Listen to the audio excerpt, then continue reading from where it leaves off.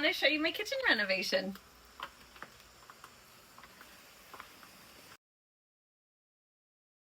Welcome to my kitchen. I'm Flannery. I am co-founder of Good Waters Interior Design, and I wanted to show you my kitchen. I wanted to talk about the 10 best things I did, things I would do again in a heartbeat that were worth every cent. And then I have a couple of things that I would definitely do differently. Also, too, heads up, it's a mid-century modern house built in 1959. Here's some footage that I actually found of the kitchen before. You can see we had that whole wall removed to the right.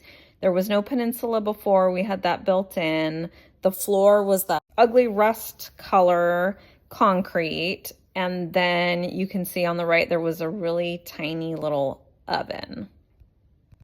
So we wanted to keep it somewhat mid-century modern. I don't want to live in a mid-century modern museum, but I did want it to nod to the mid-century modern era.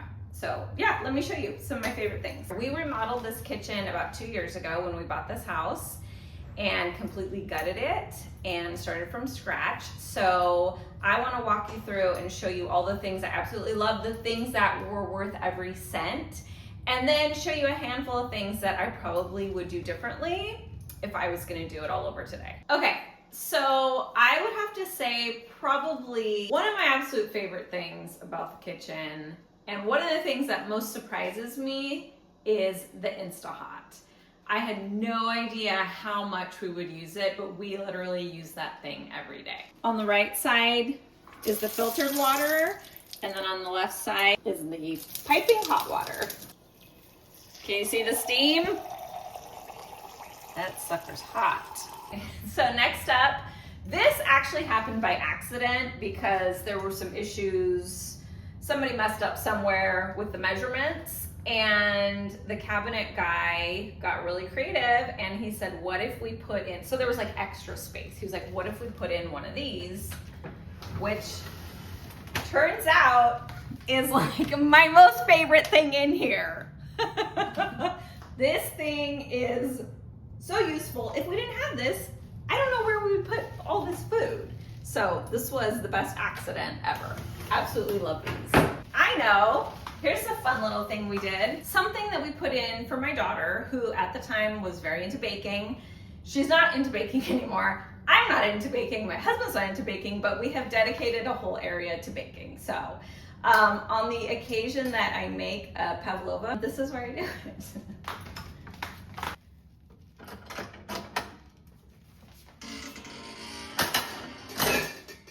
Ta-da! And of course we got her a pink mixer. This is great. Don't know what else to say other than I wish we would use it more. But it's pretty. I don't know, maybe she'll get back into baking. So one of the things people are always worried about in the kitchen is the floor. Fun fact, this house had about 15 different floors when we bought it. This one happened to be the original concrete, but it was stained like a rusty red color. So we had a concrete company come out and remove that stain color. Actually, they finished all the floors in the whole house. So the whole house has concrete floors except for the bedroom. But the thing about the concrete floors, especially in a kitchen, is they're so low maintenance. You literally don't care about spilling anything ever because they already look kind of rough. So you're not trying to maintain perfect floors. So I absolutely love these. And they're actually like, it's actually like a living feature, if that makes sense. Am I making any sense? Living feature? They're alive! See over here, you can see like where the rocks come through. Basically, like they change all the time. They change over time. They evolve. I don't know how to explain it, but yeah, it's a thing. It's happening. So anyway, speaking of floors, follow me into the laundry room. It's not technically part of the kitchen, but it's right off the kitchen, and it's one of the best features ever. So this way.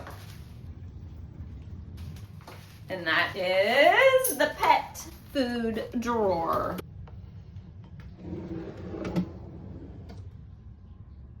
So one for Simba, one for Candy. Absolutely love this thing. And then pull it back and it's gone. The next thing that I absolutely love is this gorgeous brass hood. So this hood was custom made for us by a company I think they're in Minnesota. And it is just such a statement piece. I mean, I can't tell you how much it took 4 guys to put it up, and they had to wear white gloves while they were doing it. White gloves came with it. So that was a wild experience. So yeah, so this hood, it's stunning. We love it. Coppersmith, that's who the company was. I guess next thing would be the appliances. Let's start with the range. Absolutely love it. This thing is a beast. It will heat up and then it will take forever to cool down. That's the only thing, because it is so powerful. Under here's the griddle, which on the rare occasion we make pancakes, we use it. So that is the range. Amazing. Over here is the fridge, which I absolutely love. It's all the things that everyone says it is. And just so you know, in our past houses, we have had appliances that were not quite as expensive, although they weren't really cheap and they just didn't last. And I just told myself, no more. I do not want appliances that are gonna break after 2, 3, 4, 5 years. So I really wanted to invest in the really heavy duty, high quality appliances. So we went with Sub-Zero. Can't say enough good things about it. And then we did the Wolf microwave. It smells like popcorn. The only thing we use it for.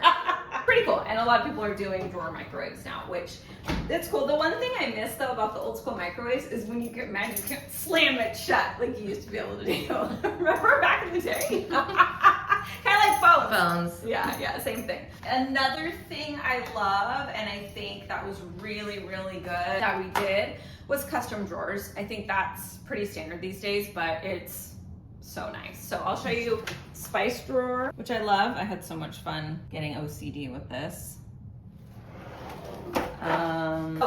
Silverware, napkins. And then one of the best creative uses of space was this one right here, which we use for cutting boards and sheet pans. Oh my God, I forgot the most important feature, the thing everybody comments on. I'm so used to seeing it, I don't even see it anymore, which are these green Alexandrita quartzite counters. That's the thing. Most people are like, oh wow, these counters are amazing. One person said, oh wow, that was brave. That was a bold countertop choice, which I'm like, was it?